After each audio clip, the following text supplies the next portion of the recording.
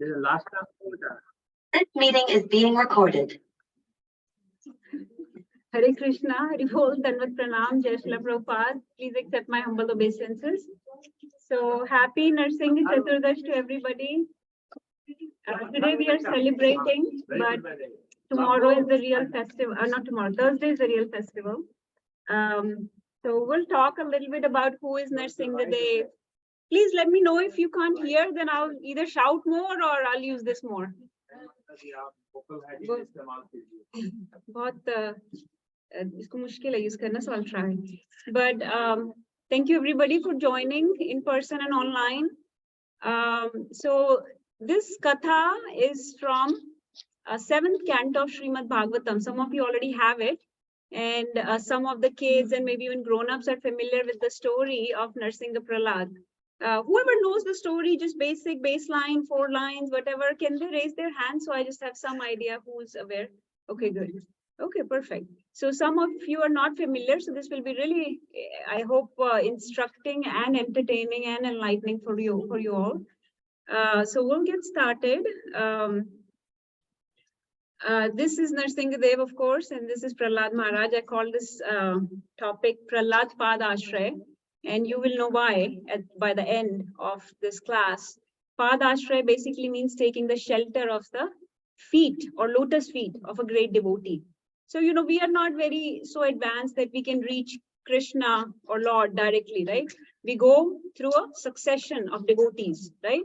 We climb on the shoulder of giants, right? Even in material world, we have to climb on the shoulder of giants to achieve success. So here also we take shelter of the feet, lotus feet of a great devotee to please the Lord, to achieve his love. So let's get started. Who will tell me whose form is Narsimha Dev? Who is coming as Narsimha Dev? Yes, Mother. Yes, Bhagavan Vishnu or Krishna, right? So many forms Krishna takes in this world. He appears very mercifully in this material world. Before we start, let's do some prayers. Those of you know, please recite with me. This is called Mangala Charan prayers, which means they invoke auspiciousness before starting anything auspicious, Hari Katha especially like this.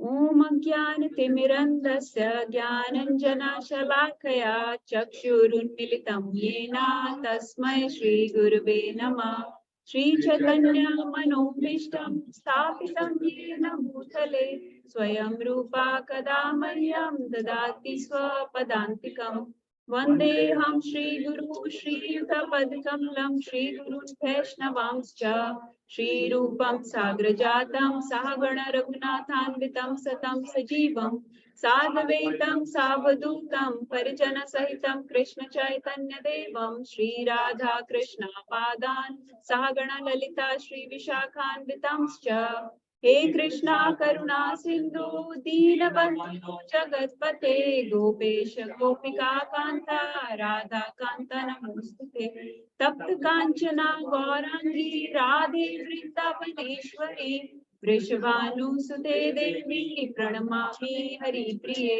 Vancha Kalpatarubhyascha Kripa Sindhubhya Evacha Patitanam Pavanebhyo Vaishnavebhyo Namo Namah Jai Shri Krishna Chaitanya Prabhu Nityananda Shri Advaita Gadadhara Shri Vasadi Gaur Bhakta Vrinda Mukam Karoti Vachalam Pangum Langayate Girim Yatripatamaham Vandu Shri Gurum Dina Taranam Parmananda Madhavam Krishna Chaitanya Ishwaram Hare Krishna Krishna Krishna Hare Hare Hare Rama Rama Rama Hare Hare.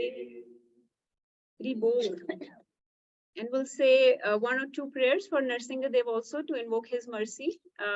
Each of these prayers and songs that we just sang, you know, acharyas have given long purports on these. Purports meaning their description. Each and every word carries a lot of weightage. It's not like mundane songs of this world, just whatever nonsense they're speaking, right? Made up words. In these verses, in these prayers, in these songs, each song, it's like it's coming directly from the Vedic knowledge. So acharyas have put all their Vedic knowledge in these songs, in these prayers and everything. This prayer of Narsingadev comes in Srimad Bhagavatam. This prayer was offered by the residents of Jambudweep to Lord Narsimha. So we'll recite this together. Please follow if you can. Om Namo Bhagavate Narsimhaya. Namaste Tejase Averavir Bhava. Namaste Tejase Averavir Bhava. Vajranaka Vajradamshtra Karam Shayana. Vajranaka Vajradamshtra Karma Shayana. Randai Randai Tamo Grasa Grasa Om Swaha. Randai Tamo Grasa Grasa Om Swaha. Abhyam Abhyam Atmani Bhuishta Om Shrama.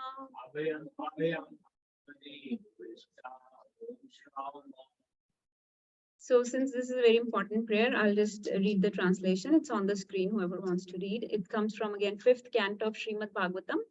I offer my respectful obeisances unto Lord Narsimha-Dev, the source of all power.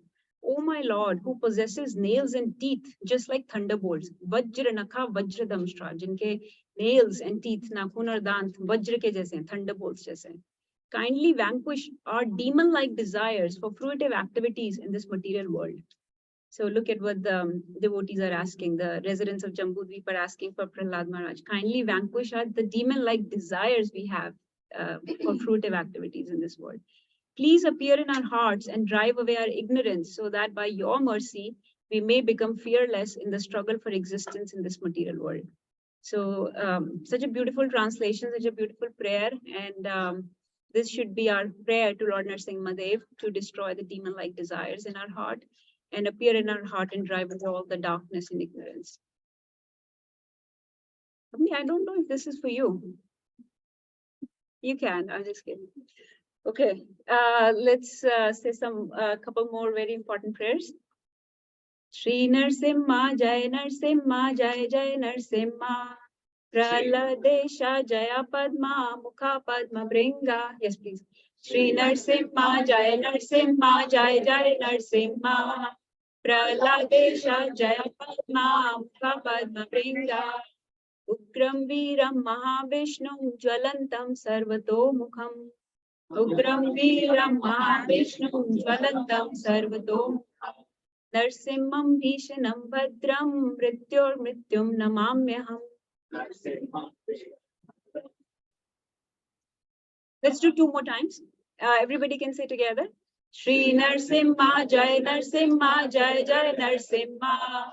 Praladesha, Jaya Padma, Mukha Padma Bringa. Grambiram Mahavishnu, Jwalantam Sarvato Mukham. Narsimham Bhishanam Bhadram, Mrityor Mrityum Namamyaham. Once more. Shri Narsimha, Jai Narsimha, Jai Jai Narsimha. Praladesha, Jaya Padma, Mukha Padma Bringa. Ugram Viram Mahavishnu, Jwalantam Sarvato Mukham. Narsimham Bhishanam Bhadram, Mrityor Mrityur Namamya. Three bol. Okay. बैठे बैठे क्या करें, करना है कुछ काम. हाँ, let's शुरू द कथा लेके हरि का नाम. Okay, so we're talking about Narsingadev. Narsingh Chaturdashi is coming. Chaturdashi is basically the day, the 14th day when Narsingadev appeared. So we say appeared, we don't say he took birth. He didn't take birth, he appeared in the courtroom or the sabha of Hiranyakashipu, right? So it's appearance day when great personalities or when Lord or Lord's forms appear. It's like sun appears. Sun doesn't take birth or die, right? Similarly, Lord also appears by his own free will. He does not take birth like us, assigned to a family. He picks which family he wants to come to, who will be his associates, what will be his weapons, what form he will take. He decides where he would appear, who what pastimes he will do. Not like us, you know, we don't know who our family is, what will happen to us in future, what our associates are going to be in life, right? We are just completely dependent on our karma in this material world. So Lord is free from any of such bondage of material laws. So he appears. So he appeared on this day. And Narsimha-Dev is one of, like Mataji said, one of the forms, one of the avatars of Lord Vishnu or Krishna. And Krishna takes numerous avatars, unlimited forms. Most of you are probably familiar with the 10 famous ones, right? Dashavataras, you know, the 10 famous forms. Those are just the Leela avatars. Those are just very, very famous forms of Vishnu in which he had very sweet exchanges, sweet pastimes with his devotees. But his forms, his incarnations are like waves in the sea. They keep coming.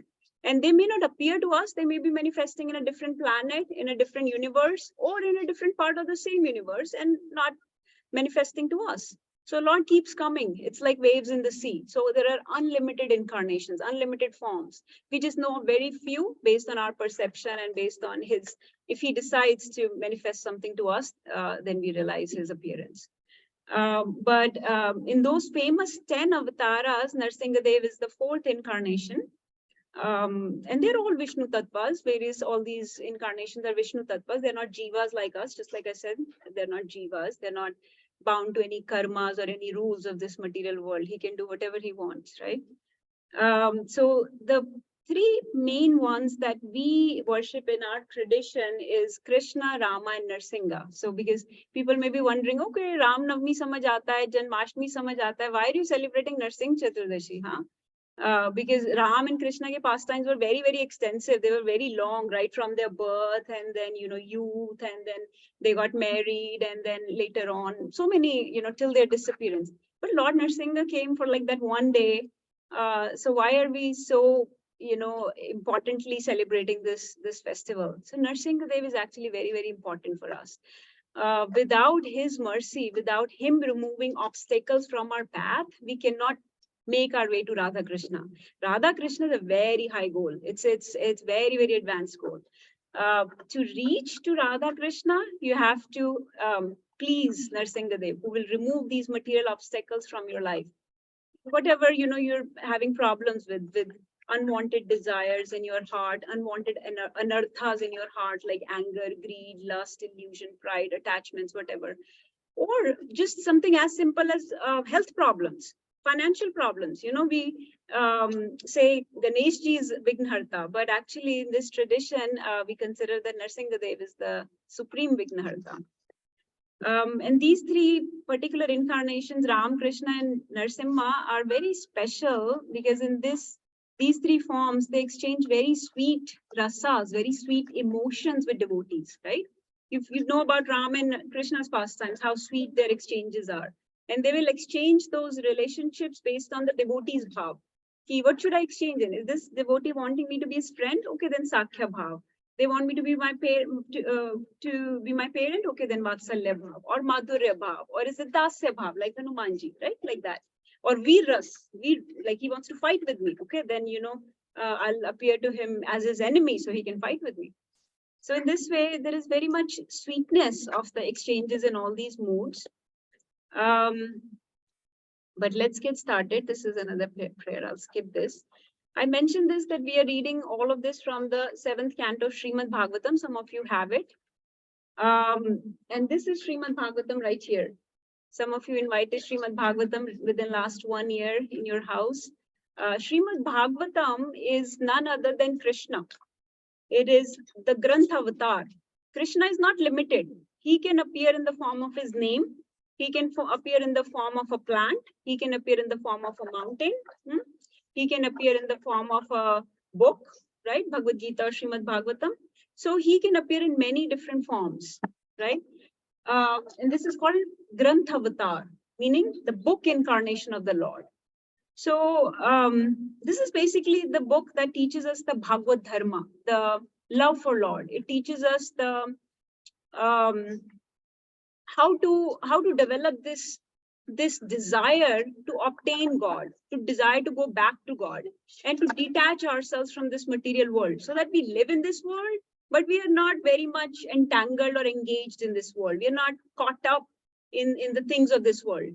Like, so the difference is a normal person, I'll say normal, and a devotee, right? Because devotees are so few, so I will not call them normal. Normal person, when sitting idly, what will they talk about? Politics, cricket, Bollywood, Hollywood. What else? Russia-Ukraine war.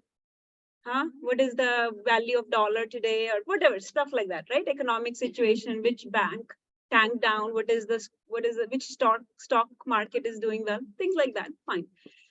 Now, devotees, when they get together, they talk about Lord's pastimes. And each time they talk about Lord's pastime, each time they talk about Hari Katha, they discuss name, form, qualities, and about various devotees of the Lord, they derive more and more rasa each and every time. It's not like the tales of this world that get boring with time. You watch a movie, you read a novel, and then somebody asks you like a year later, what was in that movie or what was in that book? You forget, because they're so mundane, they're so all just same. And all those movies and novels, they're derived from these leelas only, right? They are all derived from Krishna's, Ram and Narsimha and so many other pastimes only. So he's the origin of everything. He's the cause of all causes. So whatever you're enjoying in this world is nothing but perverted reflection of what Lord has already done and created and done with. So that's the beauty of this book, that it has all these pastimes. It describes the Nam, Roop, Gun, Leela of devotees and the Lord. So let's start. So the story in 7th canto, actually, let me say just invocation prayers for Bhagavatam very, very quick, because before entering into the mysteries, the adventures of Srimad Bhagavatam, you need to say this magic mantra. So the magic mantra is, please everybody say, Om Namo Bhagavate Vasudevaya.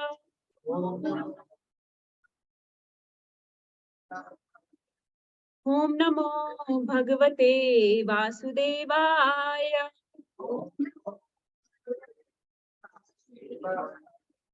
Om Namo Bhagavate Vasudevaya. Om Namo Vasudevaya.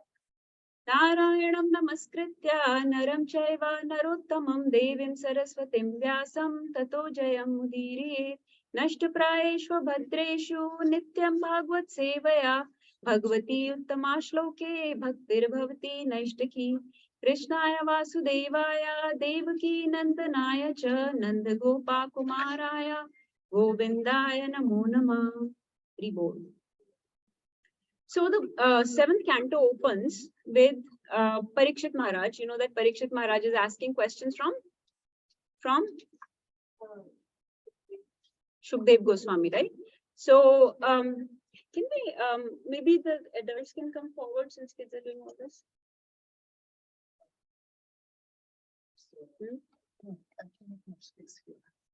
So Parikshit Maharaj asked Shukdev Goswami, all our literature, whether it's Bhagavad Gita, Bhagavatam, and so many other literatures, they're full of questions and answers. Mataji, aap idhar aa jao thoda aage.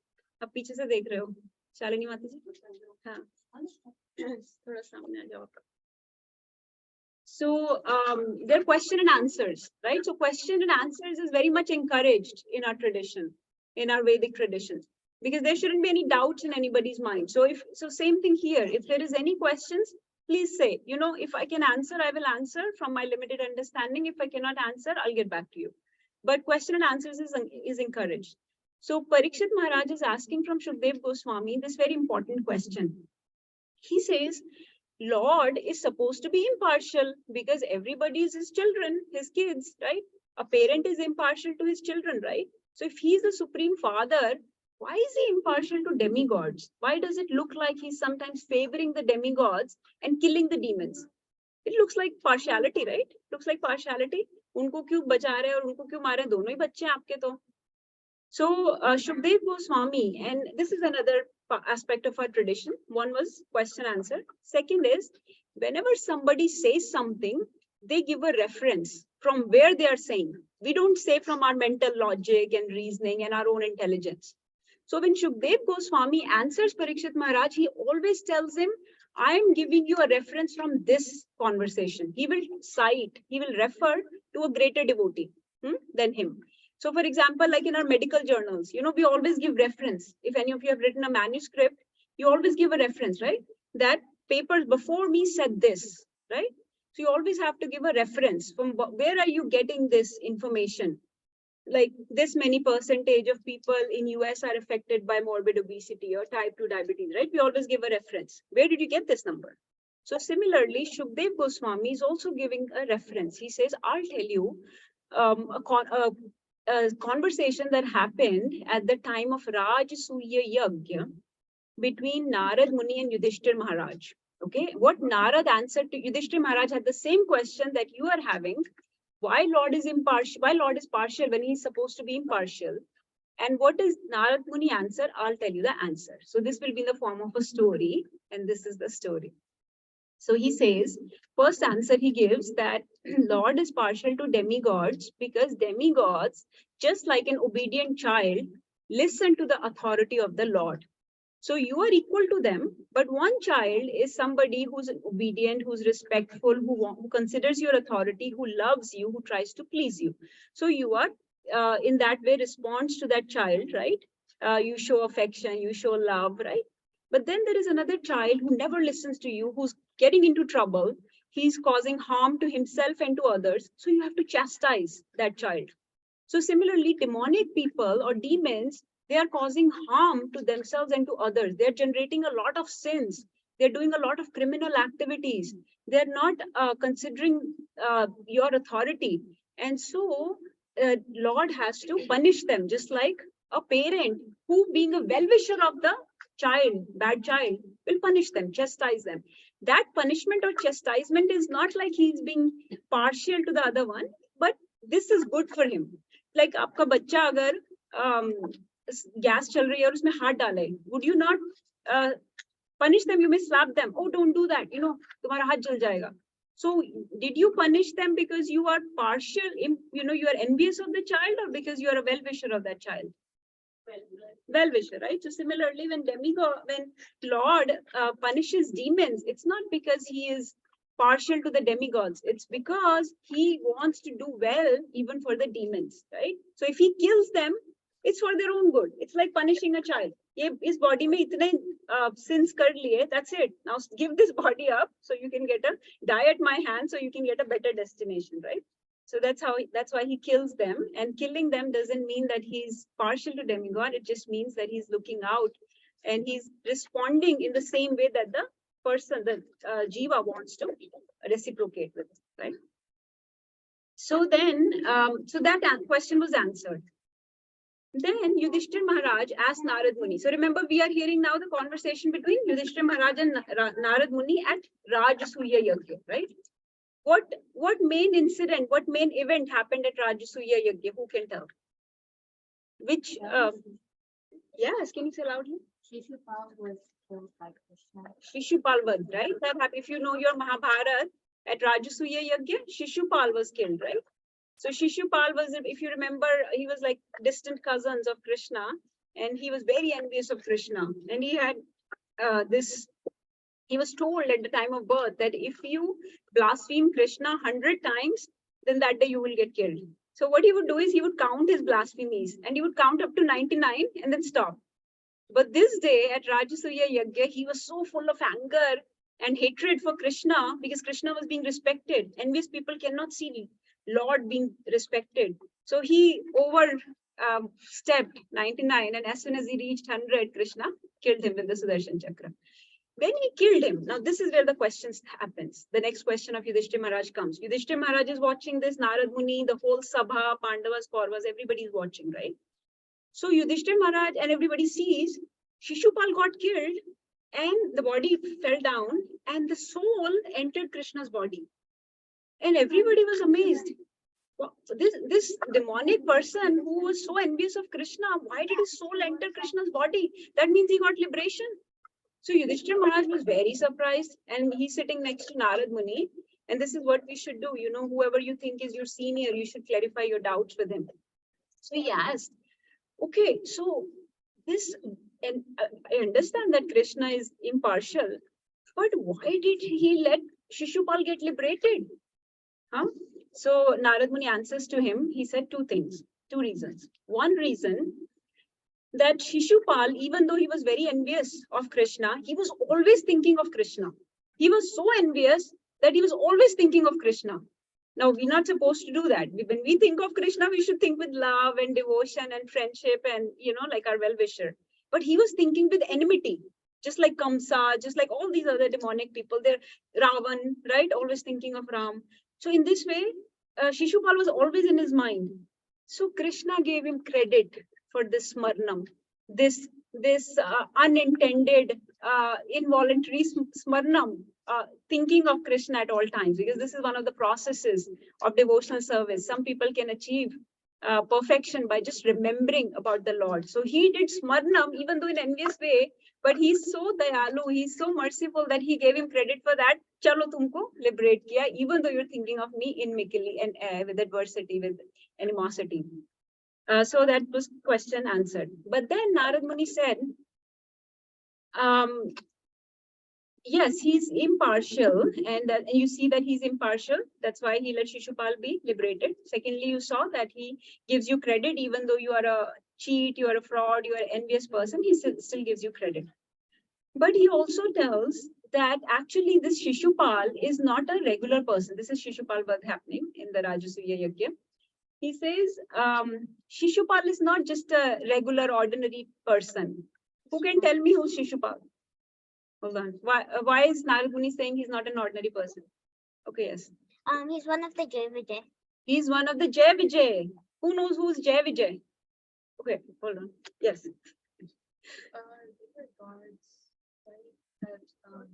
They're the doorkeepers to Vaikuntha, right? They're the Dwarpals of Vaikuntha. So Jay and Vijay were two brothers. So Narad Muni now starts the story. So this is the opening. So we're reading the opening of 7th canto, okay? So this is Jay and Vijay. They're standing guard outside the Vaikuntha. And one day, these 4 little boys came. These are 4 Kumaras. So great lesson to learn here, devotees, that we should not judge people by their appearance, right? So they may look like kids, but they may be very self-realized, advanced people. Some people here may be very, so let's not offend anybody. You don't know who's who, right? तो किसी की appearance पे नहीं जाना चाहिए, age पे या उसके name पे, fame पे, wealth पे, इस हिसाब से लोगों को mistreat नहीं करना चाहिए, thinking that, oh, I'm superior to them. You never know. So Narad Muni says that this is not the first birth of Shishupal. Shishupal was one of the Jay and Vijay, one of these brothers. And they got cursed by these 4 boys because they offended him. They offended them. They said, "Kapde dal ke aao." You're coming like this, you cannot enter into Vaikuntha like this. So they cursed them and they said, you will fall down. You think you are the doorkeepers of Vaikuntha, so you're going to fall down to the material world and you will take 3 births as enemies of the Lord. And this Shishupal and Dantavakra, this was the 3rd birth of Jay and Vijay. But then these 4 devotees, the 4 Kumaras, they felt bad after cursing. And they thought, we send them down for 3 whole births, and being enemies of the Lord will give you 1 benediction. In all those 3 births, you will be killed by the Lord. So you will be delivered by the Lord. So at least there is that benediction. So which is the first birth? We are going to talk about that today. Yes. So the first birth of Jay and Vijay was Hiranyaksha and Hiranyakashipu, right? Second birth of Jay and Vijay. Oh, Ravan and Kumbhakarna. Ravan and Kumbhakarna, right? And the 3rd birth was Shishupal, Dantavakra, right? So Yudhishthira Maharaj saw the last person, Jay Vijay, whichever one that Shishupal was, got delivered in front of him. So he said, you know the story of Ravan and Kumbhakarna. Now you know the story of Shishupal and Dantavakra. I'll tell you the story of the first birth of Jay and Vijay, which was Hiranyaksha and Hiranyakashipu. So let's do this. So this is, who is this? This is Hiranyaksha. And who is this? This is Varahadev, right? So hold on, let's see. This is Varahadev. And this is, Varahadev is the boar incarnation of the Lord. So Hiranyaksh did some, he was also a very demonic person. Hiranyaksh and Hiranyakashipu both were demonic origin. And Hiranyaksh did some various activities by which he was tormenting the people. And also he threw Mother Earth in Garbhodak Ocean. So Varadev came to kill him. So he was delivered like that. Remember the 4 Kumaras said that he will be delivered by the Lord. So this way he was killed. But this is not the story that we are talking about today. We are talking about his brother, the younger brother, Hiranyakashipu. So he's also one of the Jain Vijayas, right? Now, Hiranyakashipu, when he found out that Hiranyaksh has been killed, so he was very angry, okay? But then he saw that Hiranyaksh's wife and their mother is Diti. So दैत्यों की माँ होती है, दैत्य का कहाँ से आया word is Diti. So दैत्यों की माँ को बोलते हैं Diti. और जो Aditi थी, she is the mother of demigods, right? Adityas come from Aditi, and Diti gives birth to Daityas. So she says, so she is very upset, and Hiranyaksha's wife and all his nephews, Hiranyaksha's kids are very upset. They're crying because their father is dead, their husband is dead, their son is dead. So Hiranyakashipu comes to console them. Very interesting chapter in 7th canto. Hiranyakashipu gives the whole philosophy of Bhagavad Gita to these people. He tells them how, Hiranyaksha was just a spirit soul. He's not this body. He's eternal. He cannot be destroyed. He will get next body based on his karmas. He gives a very beautiful philosophy. He even tells them, he even cites, he even follows the same tradition and gives them references. He says, he gives them a couple of small stories inside to tell them how we should not mourn after our dead people for very long time. Of course, we are attached to them, so we should mourn and for a reasonable time. But after that, we should let it go, because otherwise it hinders with their advancement to the next destination. So we should not hold on to that lamentation for very long. Okay. So, and then he even says in 7th canto, Hiranyakashipu, remember he's a demon, he knows all this philosophy. Point to be noted, he knows all the philosophy. What is he saying? He says, Supreme Lord is our greatest well-wisher. If he has killed him, it must be for a reason. So he even knows that Supreme Lord is our greatest protector. And he even says, everything material is temporary, so please stop crying over my dead brother. Let's do our last rites for him and make peace with it. So he consoles them. Okay, this is what he did. Now this is Hiranyakashipu. But after they have done all his last rites, Hiranyakashipu is still very angry. He is very angry at the Lord. He's very angry at Vishnu. From within, he's bursting with anger. He said all this knowledge, he said all this philosophy, but he's very angry. He told all his demonic soldiers and everybody that please go and start destroying, start killing the devotees, the brahmanas, start contaminating the yajnas, the sacrifices, the rituals, whatever is pleasing to Vishnu, whatever is, helping people advance, destroy all those type of processes and people. So they started creating havoc everywhere. They started killing brahmanas and contaminating the yajnas and all kinds of heinous things they started doing. Okay. So, here comes our first lesson. So I have intermittently some lessons in this class. So we just read that Hiranyakashipu had great knowledge. Some other people with great knowledge are like Ravan, right? Kamsa had amazing knowledge, extensive knowledge of philosophy. So what that means is knowledge, dry knowledge without any application, without any service, without the mercy of the Lord, actually can be worse, can be bad for you. It may create even arrogance, and it may even cause you to become more evil, like this Hiranyakashipu here. So Vidya Dadati Vinyam, right? We should become humble with the knowledge. When you are reading Bhagavad Gita or Bhagavatam, right? How would you apply that knowledge, that struggle in application? When you start applying and you struggle, that is what attracts the mercy of the Lord in devotees, right? waking up in the morning to chant the names, trying to eat prashadam, right? All these things, these fasting on certain days, right? When Lord sees this struggle, this is what attracts mercy. That's when knowledge gets manifested in the heart. So just reading, just remembering verses of Bhagavad Gita or Bhagavatam does not mean anything. You may not know any verses, any philosophy, but if you're applying the knowledge, and if you are actually struggling to practice the dharma, that is what manifests the real knowledge in the heart. So the knowledge may be very superficial, it may not manifest, it may not get realized, it may not cause any enlightenment until you try to apply it, you try to practice it, and you struggle. So mercy is what is needed. And when you get mercy of the Lord and devotees, that's when realizations happen. And when realizations happen, it brings humility because you understand your true position.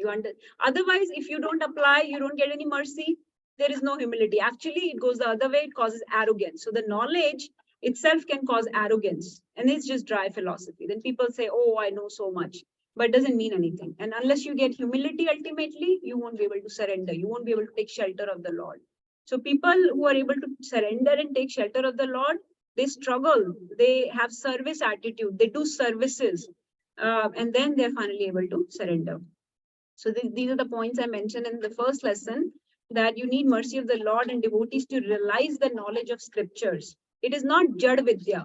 It is live knowledge. It is alive.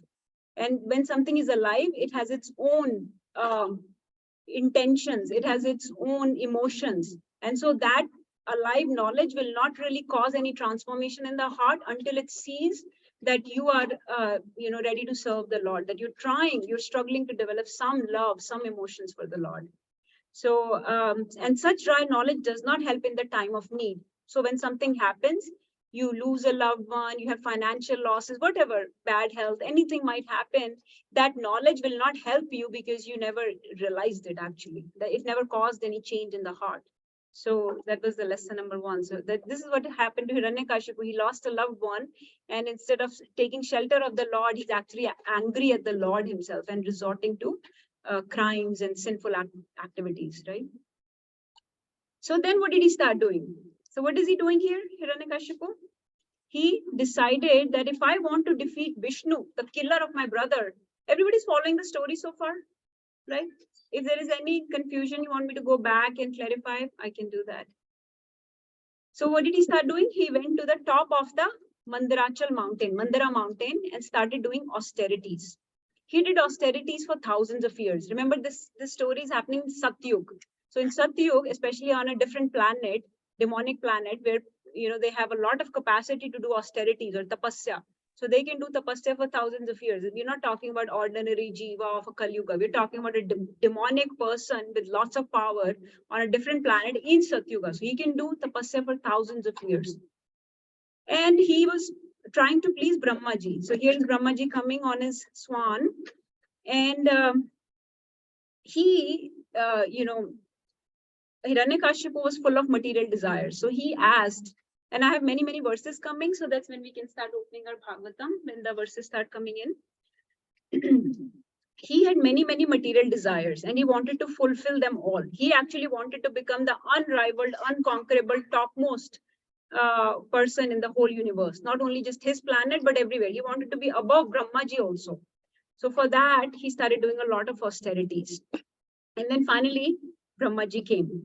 Then this is Brahmaji coming, because demigods or devtas, when you do follow a process, they have to render your wishes based on the process if you followed it perfectly. That is not the case with Supreme Lord. He's not bound to give you your wishes if he doesn't think it's correct for you, right? So Brahmaji came and he restored Hiranyakashipu's body. You see, Hiranyakashipu had done so much intense tapasya that his body was reduced to like bones, and there were anthills, and there was bamboo and grass sticks and whatnot growing on top of his body. So Brahmaji came, he restored his body that was eaten up by all these ants and stuff. And he said, ask me for any boon you want. So guess what? Guess what Hiranyakashipu wanted? Immortality, right? He wanted to become immortal. He wanted to conquer death. So Brahmaji said, Brahmaji said, I'm not immortal myself. I'm a mortal. I have a very long life, but I have to give up this body as well. So if I'm not immortal, how can I give you immortality, right? You can only give what you have. अगर मेरे पास $100 है और मुझसे कोई $1,000 मांग रहा है, how can I give $1,000? I don't have it. So he said, I cannot give you that boon, but ask me something else and I'll give you. So then Hiranyakashipu, typically these demons, you saw how his bodily strength is, how his tolerance and patience is, that he's doing this tapasya for thousands of years. His brain also very strong. He's very intelligent. So he asked for 6 boons from Brahmaji. 6 boons, okay? And some of you probably already know the 6 boons was that I don't want to be killed by any living being created by you. I don't want to be killed in day or night. May I not be killed inside or outside. May I not be killed on land, sky or water. Okay. May I not be killed in daytime or nighttime. Okay. So in this way, he asked for different, he mentioned different criteria so that there is no way, and may I not be killed by any weapons. So in this way, he asked for like different things which will guarantee his immortality, because every living entity is created by Brahmaji. Brahmaji is the creator. If, you know, all the weapons are there. If he cannot be killed by any weapon, then who can kill him? If he cannot be killed on sky, earth, or water, then fine. If he cannot be killed inside or outside, everything has to be either inside or outside. And if he cannot be killed by daytime or nighttime, fine. So then that's it, right? We're good. So he covered all his bases. Very intelligent man, right? Very intelligently covered all his bases. And the last thing he said, I want to be unrivaled among all the beings created by you in all the 3 material worlds. तीनों लोकों में मुझे सबसे ज्यादा unrivaled, unconquerable बना दो. कोई demigod, कोई humans, कोई animal, कोई भी मुझे conquer नहीं कर सकता. I can defeat anybody. So Brahmaji, you know, very reluctantly gave those boons. Okay, tathastu, so be it, right? So be it. What can he do? Hiranyakashipu followed the process, did the austerities. Brahmaji has no way but to grant these boons. So now he's not asking these boons, remember, for any benefit of mankind or anything. He's asking these boons for just selfish gain, just for power, right? He's power hungry. He's mad after power. So you can open, if you want, this chapter 3 and highlight these verses or read them. Chapter 3 is called Hiranyakashipu's plan to become immortal. So here, what is Hiranyakashipu trying to do? Yes, he did intense austerities. He pleased a Devta, demigod. He got these powers from him reluctantly, right? But also he's trying to cheat the Lord. He wants to defeat the Lord, so he's trying to cheat him. Now I will ask you a question. Can you cheat the Lord? No. Can we cheat the Supreme Lord? And you would think Hiranyakashipu would know this, right? We saw he's very, very intelligent. He's very enlightened. He gave all this knowledge to Hiranyaksha's wife and everybody. So how does he not know that you cannot cheat the Lord? But Vipreet Kale, Vinash Buddhi. Vinash Kale, Vipreet. Yes. Thank you, Prabhu. Right? What did he do? He is full of false ego. Okay? When you have false ego, when you have this pride, right? That completely covers your knowledge. So even though he has this knowledge, but this darkness, this ignorance completely covers you because you have so much pride in your heart. So that's another point about knowledge, that if you have just dry knowledge, it's not gone deep inside the heart, it will get covered by the ignorance. So when a Vinash Kal comes, you will not be able to pick up that knowledge. So he's thinking, okay, I've cheated the Lord. So look at all these boons he's asking. May I not be killed by any of the living entities created by you. Any residence outside, inside, not on the ground, sky. So he's asking for all these things. And many, Prabhupada quotes in the purport, many intelligent people of this world, many scientists have tried to defeat death, right? Have tried to become immortal, have tried to become very powerful. But actually, all those plans get diluted, get foiled in the end. So this is the lesson 2 to learn here. So when we pray, he was praying, right? There is an art of praying, and we don't need to learn the art of praying from Hiranyakashipu. We will learn art of praying from Prahlad Maharaj when time comes, right? But just watch what he did here. I just want you to make a note. What was he asking? He was asking things for his own gain. Remember, Lord is not our order supplier. You don't go to temple and say, Bhagwan, ek ghar chahiye, ek achhi sundar wife chahiye, ek gaadi chahiye, bank mein 10,000 kitna crore balance chahiye. ऐसे list बना के जाते हैं हम Lord के पास. He's not our order supplier. Okay, he's not our order. He's not even a shopkeeper कि जिसको पैसे दोगे और कुछ वो वापस देंगे, right? कि हमने इतनी तपस्या की है तो अब मुझे immortal कर दो. That's not how it works. That's not what you ask for. So he's not gonna grant you things just because you did some process. Okay, so some people say मैंने इतने व्रत रखे, even if you're doing it for dharma. मैंने इतने व्रत रखे, मैंने ये किया वो किया. If Lord is not pleased, if your heart has not changed, if there is really no love for him, if there is no hankering to go back to him, to realize him, he may not fulfill any of that, any of those wishes. Demigods will, but you will still be entangled in this material world. You will not really achieve any, you will not be really able to go back to Godhead. So art of praying, what to ask for is very important. What are we asking from Krishna? Please be very careful. What are we asking from Krishna? So ask for things that are good for your spiritual advancement, not material things. Be careful of what you wish for. ऐसा बोलते हैं ना? Second, praying for material things, right? So when we ask for material things, they just entangle us and they can even become the cause of our miseries. Okay. And even if you're praying for material things, then use them in service of Krishna. मान लो आपकी attachments अभी खत्म नहीं हुई इस दुनिया के लिए. We want to enjoy things. Fine, it's okay to feel like that, right? We are very small people. We are very much attached. We are very ignorant. It's okay to be attached to things, but at least use those things in service of Krishna. Okay, you want a big house, then make it Bhaktivedanta manner where you can cultivate millions of devotees, right? If you want money, then use some money in service of Lord, right? If you want children, raise them to be spiritually advanced and spiritually conscious, right? So whatever you're doing, power, money, fame, if you want beauty, if you want fame, whatever you want, everything you can use in service of Krishna. So even if you want material things, use them like that. Trying to cheat the Lord always backfires. So with this point we covered. It always backfires because Krishna says in Bhagavad Gita, 10th chapter, Dyutam Chalai Tam Asmi, that among the gamblers or among the cheaters, I am the cheat of the, कि अगर कोई सबसे बड़ा cheat है इस दुनिया का, तो वो भी Supreme Lord ही है. You cannot be anything bigger. Even if you want to be a thief, a robber, a cheat, you cannot be bigger than Krishna even in cheating. He will cheat you. Remember the pastime of Vamandev and Bali Maharaj, how Vamandev cheated Bali Maharaj. Bali Maharaj ने बोला कि Vamandev ने बोला कि 3 पैर की भूमि लूंगा, 3 steps of earth, right? And what did he do? And Bali Maharaj said, yeah, 3 steps of earth. Are you sure that's all you want? All this land, millions and millions miles of land is mine. Oh, little Brahman, you can take whatever you want. So Vamandev, what did he do? With 1 step, he covered the whole earth. With the 2nd step, he covered all the material, all the planets, heavenly planets.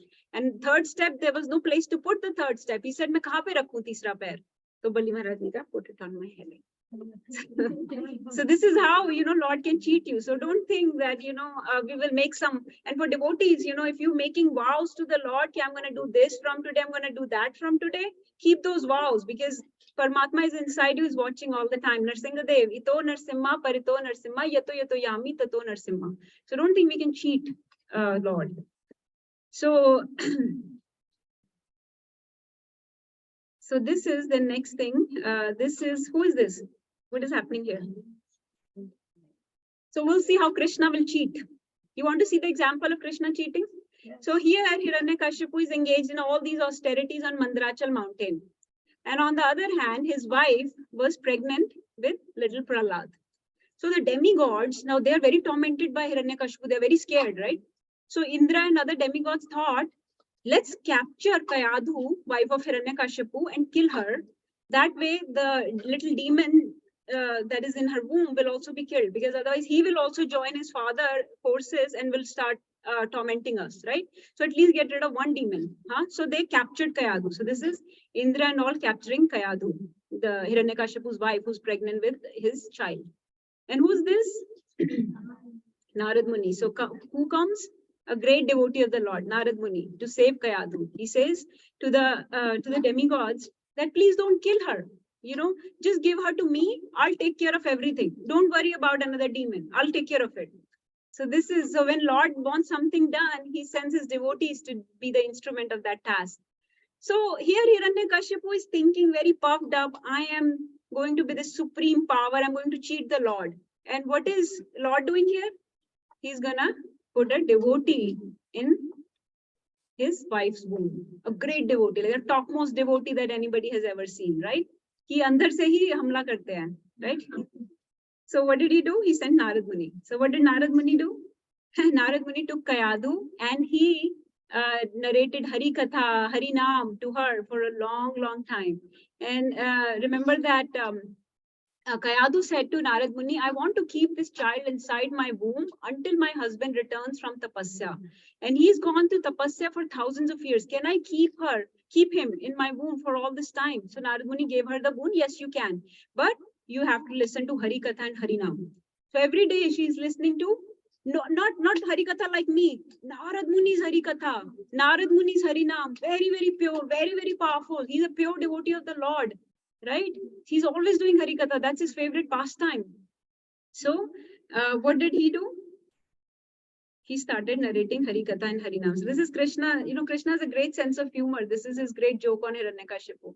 That so Hiranyakashipu is busy killing devotees and everybody, and this is what Narad Muni is doing here. इसलिए बोलते हैं Krishna je bhaje se bada chatur. That whoever chants the name of Krishna is actually very, very smart. Actually, very, very intelligent people take the process of self-realization. So all of you are very intelligent to be here to, listen Hari Katha and Hari Naam like Prahlad Maharaj. So Kayadu is not really listening, but who's listening? The little kid in the womb is listening. Prahlad is listening. So this is another lesson here, lesson number 3. Devotees are very compassionate. They're not killing. He did not let Kayadu be killed. And not just for the fact that it's a person, that it's a devotee in the womb, but also devotees are very compassionate. They don't like anybody being, kuch bhi nuksan nahi hona chahiye kisi ka, marna to dur ki baat, right? So we will kill the demonic tendencies inside people. We won't kill the demons. We will kill the demonic tendencies inside the people. Agar kuch kill karna hai, to kill their anger, kill their lust, kill their pride, kill their greed, kill their attachments and illusion, right? That's what devotees do. किसने कहा है कि when they go low we go high? किसने कहा है? Everybody knows this. Michelle Obama, right? When they go low we go high. So that's the motto of Krishna's devotees also. When they go low we go high. So अगर एक line है, उस line को छोटा करना हो तो एक तो erase कर सकते हैं और एक बड़ी line draw कर सकते हैं. So we believe in drawing a bigger line, right? This is what Narad Muni is doing, drawing a bigger line. And second, Hari Naam and Hari Katha, very, very purifying. Nashta Prayesh Abhadreshu, all the Abhadra, all inauspiciousness will be gone from your heart if you chant Hari Naam and do Hari Katha. It is the most purifying of all. And then, what is the use of Hiranyakashipu's austerities? I want everybody to think of this point and keep this point locked in your heart right now. Hiranyakashipu did this intense tapasya for thousands of years. His body got eaten away by moths and ants and whatnot. Ek pair pe khade hoke ya haath upar karke, whatever he did, right? And what is Prahlad doing here? He's just sitting here in his mother's womb, comfy, cozy, just listening to Hari Katha. Just listening to Hari Katha. The most nectarian. Why do we need to do intense austerities on a mountain for thousands of years? No need to. And for what goal? To please a demigod, right? So, and here Prahlad is just listening and this knowledge is manifesting in his heart. So no intense tapasya is needed. Only you hear from a pure devotee like Narad Muni, you do sadhu sangha. Some of you are going for sadhu sangha in a couple of weeks, right? So you will see many, many sadhus there. And love matra sadhu sangha sarva siddhi hoy. Sadhu sangha, sarva shastra kahe. Love matra sadhu sangha sarva siddhi hai. Love is a unit of time. It's so small. It's like smaller than a shana, smaller than a moment. Love matra sadhu sangha. Or Kayadu and Prahlad Maharaj got sadhu sangha for years and years. So imagine how much sadhu sangha they got. So this is, these are the lessons here. The devotees just kill the demonic tendencies. They're very compassionate. Para dukkha dukkhi and para sukha sukhi. Then when other people are happy, they're happy. When other people are sad, they're sad for them, right? They're not like Hiranyakashipu making other people sad.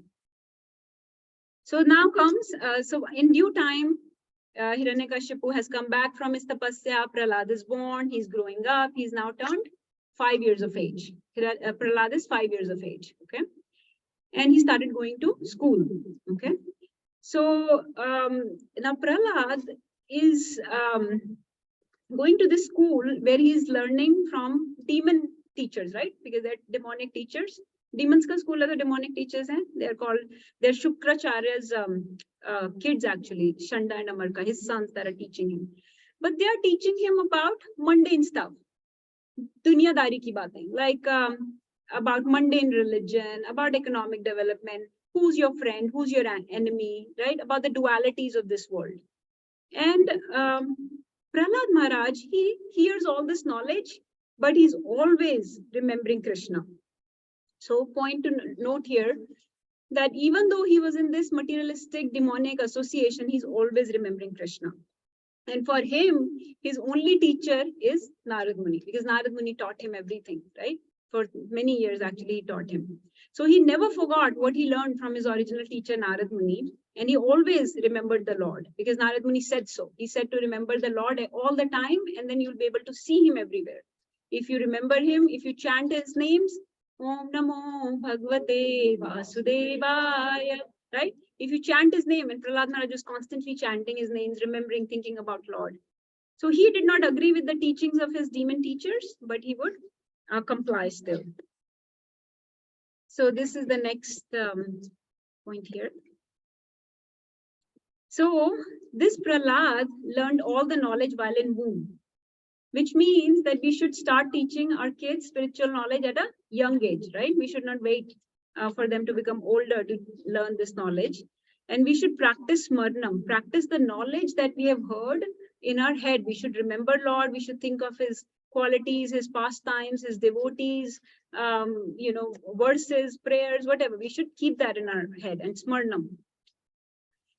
You cannot choose your family, right? You cannot choose the family, the origin, what caste you're born in, what gender, what race, what country. We cannot choose those things. We are bound by the laws of material nature, and we are born somewhere. But you can choose your association. Now, even though Prahlad was having to associate with these demonic people, in his head, he's always associating with the Lord and with Narad. In his head, he's always just completely surrendered to them. So when you do that, even though you're associating with demons on daily basis, you will not get affected, just like Prahlad did not get affected by their teachings or their association. And he was always teaching them. So always be compassionate and empathetic to them. So in this way, Prahlad was always protecting himself by his daily smarnam and sadhana, but he's also inspiring others and not getting inspired by them. So then one day, okay, this is very nice. One day, Hiranyakashipu called Prahlad. He said, put him on his lap. You see, he's put him on his lap, and he asked, "Oh, my dear Prahlad, what did you learn in school? What have you learned in school?" Okay. This is Prahlad's answer. You can open this verse, 7.5.5, very, very important verse. Prahlad says, Tat sadhu manne survar dehina. Please recite. Tat sadhu manne survar dehina. Can you recite on that? Tat sadhu manne survar dehina.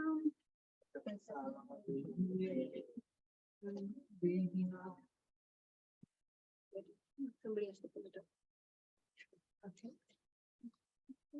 So he says, देखो पहली बार में Krishna Bhakta बड़ा चतुर. First time Hiranyakashipu asked him this question, what have you learned in school? And Prahlad Maharaj will make a sixer, छक्का मारेंगे. क्या बोलेंगे? He will say, oh best of the demons. Oh, best of the demons, go to the forest. You are so attached to this material life, this household life, that you cannot see what is good for you. You need to give up these attachments and go to the forest. Let me see. Okay, let's recite. Tat sadhu manne survar dehina.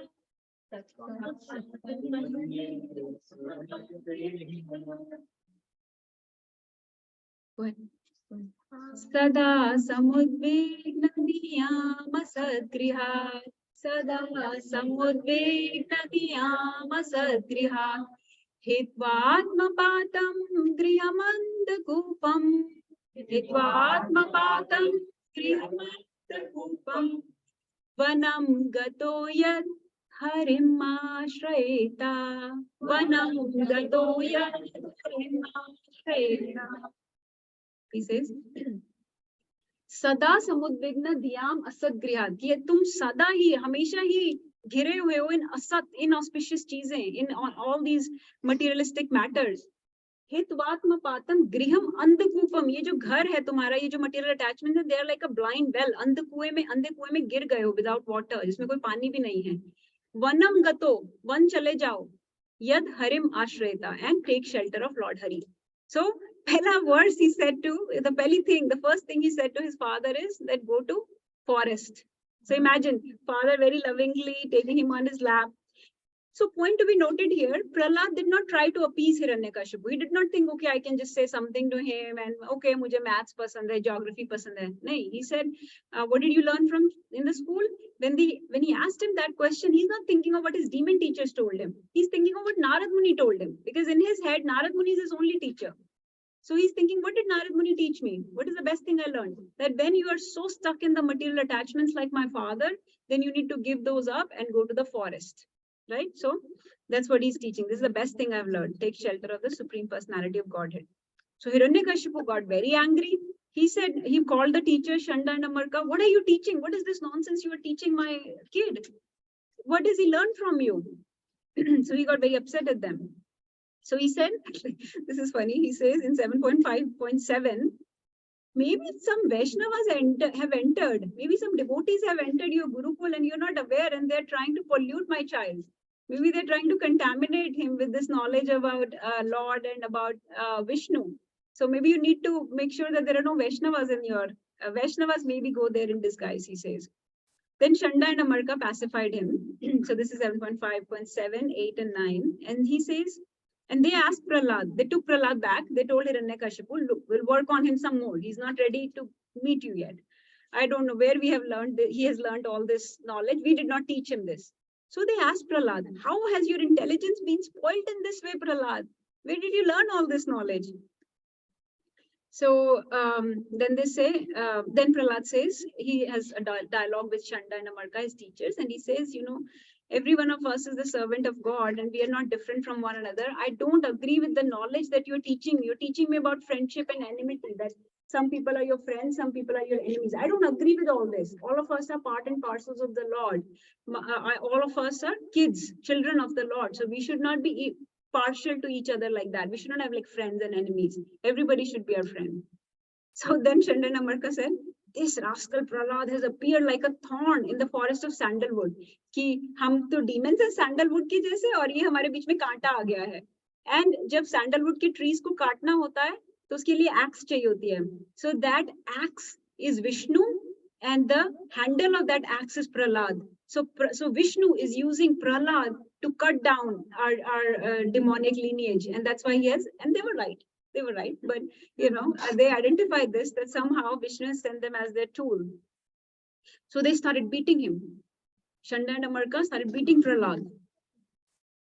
Little Prahlad here, but he tolerated everything with patience.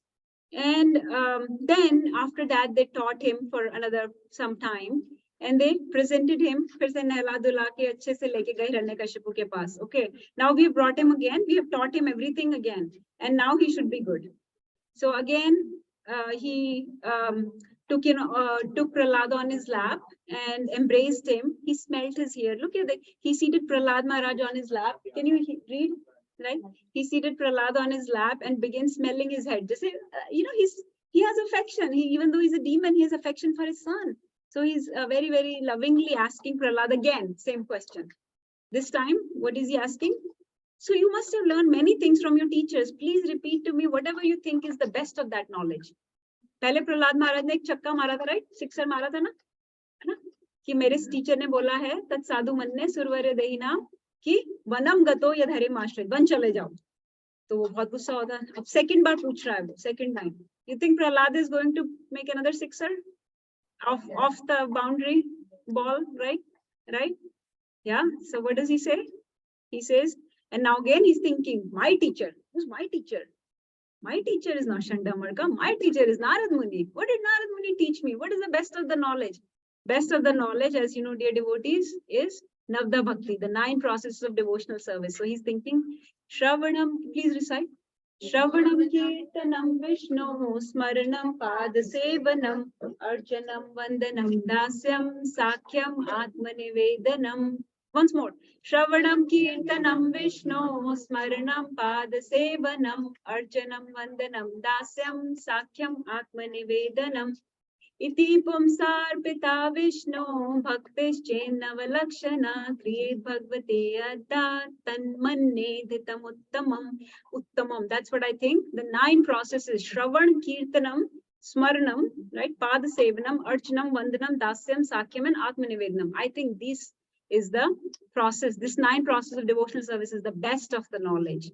So here you can see Shravanam, hearing, Kirtanam, chanting about Lord's names, form, pastimes, and qualities. Padasevanam, serving the feet of the Lord. Archanam and Vandanam, prayers and worship. Dasyam as a servant. Sakyam as a friend. And finally, surrendering completely unto the Lord is Atmanivedanam. So what do you think happens? So he says, what is this nonsense? Hiranyakashipu says, what is this nonsense? Look, he says, Kim etat durmate. What is this durmati that he has developed? What is this nonsense that he's learning in the school? So so then they have a dialogue. Prahlad and Hiranyakashipu has this dialogue. This is 5th chapter of 7th canto. And they have this dialogue. And this is again another beautiful verse. If you can pull up and recite. 7.5.30. So he says, Matirna Krishne Parta Svatova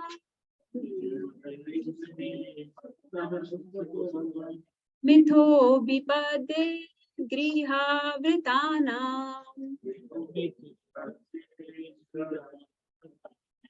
Adanta Gopir Vishitam Tamishram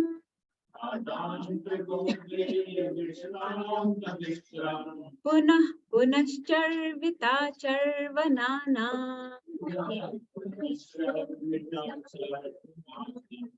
So he says, Punah Punashcharvita Charvanana. What are you doing? You're just chewing the chewed.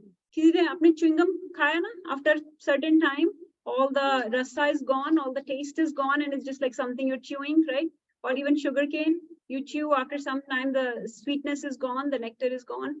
So chewing the chewed, what are we doing? Every body, we're doing the same thing. Every time we get a human life, we just waste it in all this mundane stuff. And you're just chewing the chewed. Same thing you keep doing over and over again and never really realizing the full potential of the human life. So if inclination towards Krishna is never aroused by instruction of others, or by their own efforts, or by combination of everything, then those are the people that are too addicted to the materialistic life of this world. So this is the very beautiful thing. He says, chewing the chewed. So most of us are just doing chewing the chewed in this world. And then he says, and what do these materialistic people like Hiranyakashipu do in this world? They just follow other people like them. Blind men guided by another blind man. They miss the right path and fall into ditch. He says, Na te vidu swart gatim hi Vishnu. Durashayaye bahirarthamanina. Andha yatha te rupyamana.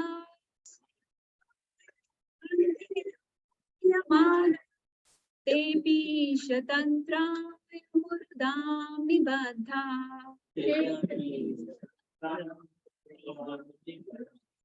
अंधा यथा अंधे रूप नियमानास की जैसे एक अंधा दूसरे को लेके जाता है ऐसे हम भी लोग okay, follow these celebrities, follow the sports celebrities or these politicians, or oh, this person is very famous in my community, I should do what they do, I should wear what they do, oh, they have all this in their house, I should also get this, so bus basically entangled in this world and doing all these worldly things that are meaningless.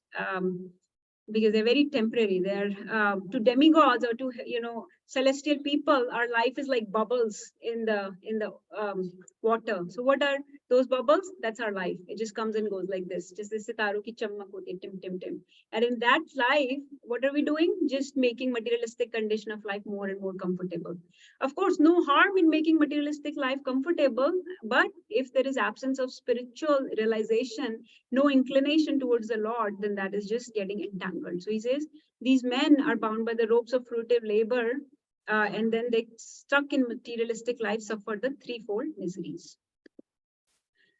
So finally, Prahlad, then they have this, all this communication, and then Hiranyakashipu blinded by anger. We'll finish in 10 minutes. Everybody, if you have patience to listen just a little bit more, we'll see what happens here. So what does Hiranyakashipu do? Abhi to pyar se bithaya hua tha god mein, he's smelling his hair, embracing him, lovingly asking him, what did you learn? Now when Prahlad has shared all his knowledge, what does he do? He throws him off his lap. Bahut gusse mein, he throws him off his lap and onto the ground like this. And he told his soldiers, capture this. This is not my son. This is the devotee of Vishnu. This is my enemy. So capture him and kill him. Capture him and kill him. Point to be noted, Prahlad is having this conversation with Hiranyakashipu, but for a moment, not even a moment, he was fearful. He's not fearful. Just like any advanced pure devotee, they know their real situation. So just aap sadak pe chal rahe ho, there are so many cars coming, right? But a little child, he's holding the hand of his father. Will he be fearful of the cars? No. My mother, he doesn't even know cars are coming because he's just going wherever his mother is taking him. Piche khichta hua ja raha, right? So Prahlad constantly surrendered to Krishna, always doing smarnam, the 9 processes of Navda Bhakti, right? Shravnam, Kirtanam, Smarnam. He's completely surrendered. He's fearless. So he doesn't, he's not affected by Hiranyakashipu. So he remains fearless. Of course, these lessons that we have in Bhagavatam are extreme cases, right? We won't have such a pure devotee and such a heinous person in our life. We will be very much in the middle. And most of us are just struggling with our own demons inside, the Hiranyakashipu inside of us mostly. But just to understand the mood of a very advanced, topmost devotee like Prahlad, we are trying to understand his mood is that he's fearless. So what happens? He threw him off his lap. So you may say, kya hua? Itna pyar tha, bithaya hua tha god mein, kya hua? Why did that pyar suddenly go away? And he said, okay, kill him. So that is the nature of love in this world. So everything that we see in this world is a perverted reflection. Krishna says in 15th chapter, Bhagavad Gita 15.1, everything you see in this world is just a reflection of the spiritual world. It's like an upside down tree, right? Where are the fruits going to be? On the shadow, on the reflection, or on the tree? On the tree. But we are trying to find fruits in the reflection on the water. So we have the reflection of the tree on the water. हम उसके फूल को, फल को खाने की कोशिश कर रहे हैं. And those attempts are foiled because that is not an intelligent attempt at all. So intelligent people, that's why intelligent people take to self-realization because they know where the real fruits are, real flowers are. So that is the nature of love in this world. It's just a perverted reflection of our original love for the Lord, right?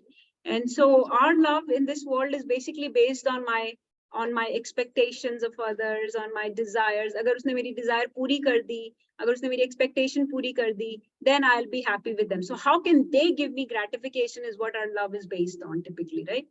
The best example of a selfless love is probably a mother's love for their child, but mostly all other relationships are very much contaminated by these expectations and this, and so that leads to what? Disappointments, frustrations, anger, fights, right? Divorces, all this. So, wo song hota hai na?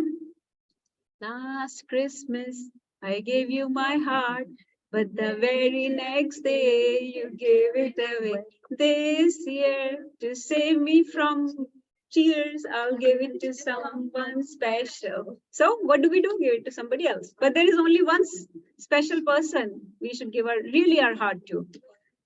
So to the Lord, right? एक किशोर कुमार का गाना हम उस दिन गा रहे थे. कैसे होता है? मेरे महबूब कयामत होगी, आज रुसवा तेरी गलियों मोहब्बत होगी. So we don't need that kind of मोहब्बत जो रुसवा हो जाए, right? And then what he says, what does Kishore Kumar says? नाम निकलेगा तेरा ही लब से, जान जब इस दिल नादान से रुखसत होगी। किसका नाम निकलना चाहिए जब जान रुखसत हो? कृष्णा सेज अंत काले च मामेवा स्मरण मुक्तवा कलेवरम या प्रयाति समद्भावम नाति याति नास्ति अस्त्र संशया। राइट, कि अंत काल में मेरा नाम लो। ये किसका नाम ले रहे हैं? नाम निकलेगा तेरा ही लब से। सो क्या होगा उसका नाम निकलेगा तो फिर से दूसरी बॉडी मिलेगी। Right, so that is why if you're so attached in this world, that creates fearfulness, anxiety, that creates expectations, disappointments, anger, fights, all this. This is ये तो रोज का ही काम है, right? हम सबके घरों का सीन है, right? So this is lesson number 5. Okay, I'm going to try to wrap up. We did not come to the end of this story, but what happened is they tried to kill Prahlad. Narsingh Dev ki appearance tak karte hain, then we'll wrap up because we have to finish till Narsingh Dev's appearance at least. So Narsingh Dev jab aayenge tab hum band kar deंगे. It should not be too long. He's coming. Wait. So what did he do? They started trying to kill him. They threw him in the Prahlad in the pit of snakes. They threw him in front of mad elephants to be trampled by him. They tried to pierce him with swords. Swords andar hi nahi ja rahi. Holika, Hiranyakashipu's sister, took Prahlad on his lap and entered the fire because Holika had a boon that she could not be burnt by fire. So she thought, ye burn ho jayega aur mujhe to boon hai. Hua kya? Prahlad said, Om Namo Bhagavate Vasudevaya. और क्या हुआ? Holika burn हो गई, जिसको बून था वो burn हो गई. प्रहलाद ऐसे कैसे बैठे अपना मस्त chanting the names of the Lord, right? जब स्नेक्स के पेट में डाल दिया तो Prahlad said, oh my these snakes, these are Anant शेष's progeny. ये तो उनके शिष्य या उनके devotees हैं. So I should pray to them. So he said, Om Namo Bhagavate Vasudevaya. So सांप ने कहा, ओ ये तो हमारे अनंत शेष का नाम ले रहे हो, तो इसको तो हम नहीं काटेंगे, ठीक है. फिर जब मैड एलिफेंट्स के सामने डाल दिया तो उन्होंने कहा, ओ ये तो गजेंद्र की फैमिली लगती है, Gajendra the pure devotee of the Lord. हाँ, सो इनको भी मैं नाम सुनाता हूँ भगवान का. ओम नमो भगवते वासुदेव. सो एलिफेंट्स ने भी कुछ नहीं किया. सो कोई कुछ नहीं कर पाया. एंड पॉइजन खीर भी खिलाई, राइट. बहुत तरीके से मारने की कोशिश की, पर they even threw him from top of the mountain. So Prahlad was like falling down. He said, oh Mother Earth, you know, you are the daughter of my Supreme Lord. You know, you've been created by my Supreme Lord. And Om Namo Bhagavate Vasudev. So he's completely fearless. He's completely calm, stable, you know, no anxiety. So is tarike se, nobody could kill him. Rakhe Krishna mare kaun? Mare Krishna rakhe kaun? So this is the story that proves that point actually very very nicely. एक बहुत famous devotee ने ये verse बोली थी in a sabha, in a very inauspicious sabha of Mahabharat gambling match. क्या थी verse? प्रतिज्ञा तव गोविंदा नामे भक्ता प्रणश्यति इति संस्मृत्या प्राणान् संधाराम्यहम्. मदर द्रौपदी ने बोली थी ये वर्स, राइट, कि प्रतिज्ञा तब गोविंदा. गोविंदा तुमने ये प्रतिज्ञा ली है. भगवत गीता में क्या प्रतिज्ञा ली थी भगवान ने? कि नामे भक्ता प्रणश्यति, 9th chapter भगवत गीता. इति संस्मृत्या संस्मृत्य, ये याद कर करके प्राणान् संधाराम्यहम्, मैं अपने प्राणों को रखे हुई. और फिर कौन आए? Govind Damodar माधवेति, Govind Damodar Madhaveti. So, well, not getting deviated into another pastime, let's stay here because Narsingh Dev needs to come. So, Hiranyakashipu asked Prahlad, how is he situated in complete fearlessness? He's like a kutte ki dum, dog's curved tail. Yes, that's what devotees are, like kutte ki dum, dog's curved tail. It can never be straightened. हाँ, so, कैसे हो रहा है ये? So, Shanda और America ने कहा, एक चांस और दो. Oh my Lord, एक चांस और दो, इसको ठीक करेंगे हम. फिर से ले गए, फिर से प्रहलाद महाराज को सिस्टमैटिकली सिखाना शुरू किया. Everything about you know, all the lessons. Could not really teach him. So lesson here, one lesson, remembering Lord in both happy and tough times, just like Prahlad did. अगर अच्छे समय में याद रखोगे तो बुरे समय में अपने आप भगवान याद आएंगे, right? सुख में सिमरन सब करे, दुख में करे ना कोई, जो दुख में सिमरन करे तो, जो सुख में सिमरन करे तो दुख काहे का होए, राइट? तो इसलिए सुख में भी करना है याद, क्योंकि प्रहलाद करते थे, इसलिए दुख में भी याद कर पाए, right? And shelter of Lord gives complete fearlessness. तो कोई सोचेगा इतना फियरलेस कैसे है? Like Hiranyakashipu was getting bewildered. How is Prahlad so fearless? Because shelter of Lord gives complete fearlessness. And whatever is inside you will come out when in difficulty. तो अगर हम अपने आप को भर देंगे भगवान के स्मरण से, so when you are in time of difficulty, that's what will be squeezed out of you. जैसे गन्ने को मशीन में डालते हैं तो गन्ने का जूस निकलता है, राइट? तो जो आपके अंदर होगा, लेमन को स्क्वीज करते हो तो लेमन जूस निकलता है. So what are you filling up inside you on normal days, on routine days? Are you filling yourself with Hari Naam, Hari Katha, Bhakto ka Sang and Prasad, or are you filling up yourself with politics and the war and the news and the stock market and all this? Then when the dukha comes, the stress comes, you will be like, mere saath aisa kyun ho gaya bhagwan, mere saath hi kyun hua aisa, maine kya bigada tha? So anyway, so this is, of course, distresses are always hard, and we are not pure devotees. We are talking about a pure devotee who can be completely fearless in distress. And Bhagavatam, like I said, Bhagavatam is full of tales of pure devotees like this. Queen Kunti, Mother Queen Kunti, Gajendra, right? So many pure devotees. Amrish Maharaj. So then Prahlad started teaching his demonic students, and he said कि this knowledge should be practiced from the childhood. उनके friends ने पूछा कि हमें तो ये सब नहीं आता. We have the same teachers. Where are you learning this from? So the kids also asked, and he, like a proper devotee who should be in the mood of preaching, who should always be doing Krishna Katha, who's always doing Krishna instructions, he said, that I learned it at a very tender age of childhood, and human body is rarely achieved. This verse, I think we need to recite. Kids probably already know this. Kaumaramacharet pragyo dharman bhagvataniha durlabham manusham janma tadapi adrubam arthadam.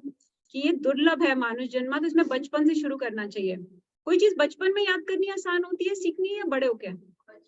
बचपन में. Language बचपन में सीखते हैं, right? Good habits बचपन में सीखते हैं, राइट? स्विमिंग बचपन में सीखते हैं, राइट? बड़े होके किसी ने ये सब चीजें ट्राई की हैं तो you will see that these things are hard, they get harder. So you have to cultivate, you have to have these muscles from childhood, right? बड़े होके उतना hard होते रहता है, because we get so many impressions on our brain from this material world. So brain gets all wired up and fried up by this world as we grow older. So it gets harder to create these new impressions. And you always have to prepare for the war before entering into the war. So if the rest of your life is a war zone, let's say, you have to hear Bhagavad Gita before the war starts. You have to hear this knowledge, just like Prahlad Maharaj is saying, before the actual life starts. So he's told them that. And then, okay, this is it. Okay, Narsingh Dev is coming. Everybody, be careful. There is no pillar here, but somewhere. Okay, so then Hiranyakashipu ne kaha Prahlad ko. Chandamarka said, Prahlad is destroying our Gurukul. Everybody's chanting the names of the Lord. Everybody's dancing on the kirtan in our school. You please take care of this child. We cannot handle him. He is making everybody devotees. Ek devotee tha, itne sare ho gaye. We cannot handle this. So you take care of this child. He's beyond our instruction anymore. So now he said, look what Hiranyakashipu is saying. Oh, most unfortunate Prahlad, you have always described a supreme being other than me, a supreme controller of everyone who is above everything, who is all pervading. But where is he? If he is everywhere, then why is he not present before me in this pillar? Usne ek pillar ko point karke kaha. He had made that palace. Actually, it is said that he had put that pillar himself because wo kahin se laya tha. He knew kahin honge Bhagwan, isme to nahi hai. So he said, is he in this pillar? So then he said, if he's in this pillar, and he hit it very hard. You can read those verses in Bhagavatam. He hit it and a tumultuous sound came. Can kids roar very loudly? So from pillar came a fearful sound. It cracked the covering of the universe. Oh, my dear Yudhishthir. Remember Yudhishthir and Narad Muni are talking. Oh, my dear Yudhishthir, this sound reached even the abodes of the demigods, like Lord Brahma. And when demigods heard it, they thought, oh, our planets are being destroyed. And who came out? Lord Narsimha-Dev, chapter 8, Srimad Bhagavatam 7. Haribol. So, Actually, this verse I missed. Hiranyakashipu ने ये भी पूछा था प्रहलाद से कि तुम्हें इतनी strength कहाँ से आ गई? How can you stand up against me? So he said, "Oh Father, my dear King, the source of my strength is same as the source of yours. You are getting the strength from him." So this is next lesson. Before Narsimha comes, one more lesson that you should be confident in your Guru, in Krishna, that he will. So being Krishna conscious is one thing, but being Krishna confident is very important. We should have complete faith that he will protect us. Rakshi Shaibeti Vishwaso. And can you see Lord everywhere, anywhere? We have to develop the spiritual vision. We have to develop the Gyan Chakshu, the Shastra Chakshu, right? So we should associate with this knowledge as much as we can, and we can start seeing Lord everywhere. He cannot be perceived by our mundane senses, by our eyes. Our eyes are very, very prone to mistakes and errors. Has anybody seen coronavirus here? No. Okay. Can anybody see Japan from here? No. So Lord कैसे दिखाई देंगे? Japan नहीं देख सकते corona virus जो कि completely material चीजें, right? So many things we cannot see in this world, and so many things we can see that are not there. Like गर्मी में सड़क पे ऐसे दिखता है पानी है, which is mirage, right? वो है या नहीं है? नहीं है. ग्लास में अगर एक पेंसिल डाले तो वो टेढ़ी दिखती है. वो टेढ़ी है क्या? नहीं है टेढ़ी, right? So moon जो है ऐसे देखते हैं, लगता है कि दो टहनियों के बीच में है. क्या वो दो टहनियों के बीच में है? No. So many things we see that are actually not like that, and so many things that we cannot see are there. So logic of sense perception doesn't work when you're trying to see Lord everywhere, anywhere, right? So we should be confident that Krishna will come. So here comes. This is our last point of this class, and we'll finish. Here comes Narsimha-Dev. Narsimha-Dev Bhagwan ki. So this is the last point here. Please listen carefully. This is a verse and you can recite, and I don't know the number. I think it is 7.8.17. I'll recite it. Satyam vidhatum nijbritya bhashitam vyaptim cha bhuteshu akhileshu chatmana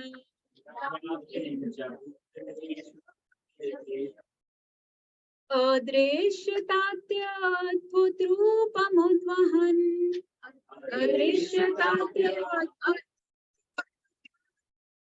stambe sabhayam kamrigam tamanusham stambe sabhayam tamanusham. So the verse, very, very beautiful verse. Listen to this verse. Satyam vidhatum. अपने निज भृत्य भाषितम. निज भृत्य, भृत्य होता है servant. निज भृत्य मतलब अपने servant का word सही प्रूव करने के लिए, सत्य प्रूव करने के लिए. सत्य विदातुम निज भृत्य भाषितम. कि भाषितम मतलब मेरे सर्वेंट ने जो बोला है उसको सही प्रूव करने के लिए. उसने क्या बोला था? व्याप्तिम च भूतेषु अखिलेषु चात्मनि. की जो लॉर्ड है वो हर जगह व्याप्त है. ठीक है. अदृश्य तात्य अद्भुत रूपम उद्वन. तो उन्होंने उसके लिए अपने डिवोटी का वर्ड प्रूव करने के लिए एक wonderful formally that had never been seen before. And स्तंभे सभायाम, in that sabha, the column, the pillar that was there, he came out of that न मृगम न मानुषम. Half man half lion Narahari roop came out, right? Narsingha Roop came out. So very, very amazing form. And you should read this 7th canto. Hiranyakashipu was like completely flabbergasted. What is this thing? What has come out? So his hair is touching the clouds. His roar is, you saw it shattered the hearts of the demigods. It's everybody, gathered around to see what is this beautiful, this most wonderful, this fearsome form of Lord that has come out. Nobody, of course, he didn't know that it was Lord. But now here comes the question. When we say to prove the words of his servant correct, he came. Whose words is he proving correct? Prahlad Maharaj. Why? Because Prahlad said, Hiranyakashipu ने कहा इस खंबे में है क्या भगवान? प्रहलाद ने कहा हाँ इस खंबे में है. So to prove the word of his devotee, right, he came out of that khamba only. कहीं और से नहीं आए, दरवाजे से कहीं और से.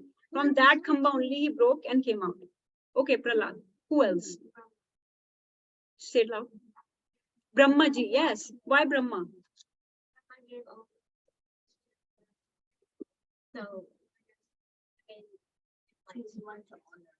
So to honor the boons given by Brahma ji, because Brahma ji had given him those boons. I cannot be killed by any entity created by you, right? So this is not created by Brahmaji at all. Brahmaji is just a devta, just a demigod, not created by him, right? And so he assumed this beautiful form of Narhari, half man, half lion. And of course, he is going to kill him on the pedestal, the threshold between inside and outside. So neither inside nor outside at dusk, right? When it was neither daytime nor nighttime. With his nails, he's going to rip the abdomen, the belly of Hiranyakashipu, which is not a weapon, right? And what else? Not land. Or so how did he do? On his lap, right? And then he sat down on the throne of Hiranyakashipu. And you know, when somebody comes, they sit on their very glorious personality. You offer them garland. There was no garland. So what did he do? He took out his little bit gruesome, but the intestines and garlanded himself, because that's the proper etiquette. And then, okay, so Brahmaji, Prahlad Maharaj, two people's words, but there is more. Whose else's word is getting proved here? Nij Bhritya Bhashitam. Who's another servant whose words is getting proved correct? Narad Muni. Why? Because when he was reading the story to Prahladji, so he said that keep reading those stories until he is, that Hiranyakashipu comes back. So to prove, I guess, that a devotee is always protected when you are taking the shelter of Lord Hari. Yes. So basically, on whose authority we speak things, like I'm speaking something. On whose authority am I speaking? On the authority of my guru, my spiritual masters, my teachers, right? So, so when we say something authoritatively, we say it based on the authority given to us by our teachers, right? So Prahlad Maharaj did not know कि उस pillar में वो है कि नहीं. He's accepting the authority of Narad Muni because my teacher has told me that he's everywhere. So yeah, he's in this. So to prove the word of Narad Muni, right? Because that's what Narad Muni has taught Prahlad, that he's everywhere, right? One more devotees. One more devotee. Whose word is being proven right here? 4 Kumaras. Why? Because they said you will be killed by, he's one of the Jai Vijay, right? You will be killed by the Lord. So the Lord has to come himself. So he's not sending just anybody in this form. He's coming himself. So in this way, and remember that Krishna says in 9th canto, again, please look at the beautiful Bhagavatam books, 9th canto, he says, Aham bhakta paradino hi aswatantra evadvija sadhu bir grastar deyo bhakter bhakte pyo jana bhakter bhakta jana priya. That aham bhakta paradino, I am under the control of my devotees. I'm not independent at all. I'm actually completely under their control. I'm sold to my devotees. I'm completely aswatantra. First verse of Bhagavatam, he says, I'm completely independent. I'm Swaraj. Here he says, but I'm completely under the control of my devotees. So to prove the word of not one devotee right, not 2, not 3, but 4 devotees right, he's coming in this beautiful, wonderful form of Narsimha-Dev. So we'll stop here. We will have, the actual Narsingh Chaturdashi is on Thursday. We'll try to do rest of it on Thursday and maybe on Sunday also after that, because my promise was to finish this 7th canto for you all. And so we can, because we are done with the chapter 8 even. So whoever wants to join, please join. But what happens after Narsimha-Dev comes is also very, very nice and important. So I'll stop here. Let's take some questions, realizations, thoughts, anything. I know everybody is hungry. But if anybody wants to share anything, any realizations you had while sitting here, any points you jotted down that you want to share.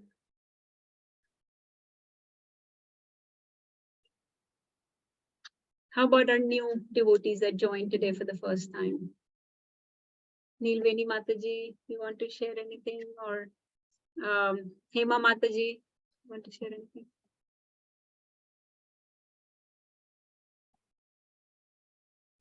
Okay, we'll stop. If any questions, we can talk later.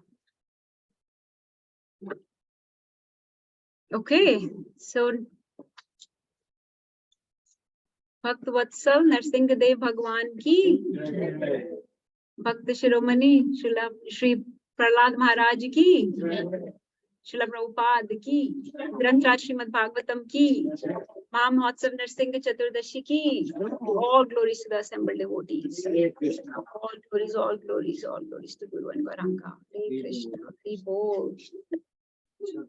Vanchakalpurubhyascha kripa sindhubhya eva cha patitanam pavanebhyo Vaishnavibhyo namo namah. Gaurachandraya Radhikaya Tadalaya Krishnaya Krishna Bhaktaya Namo Namah. Jai Shri Radhesham.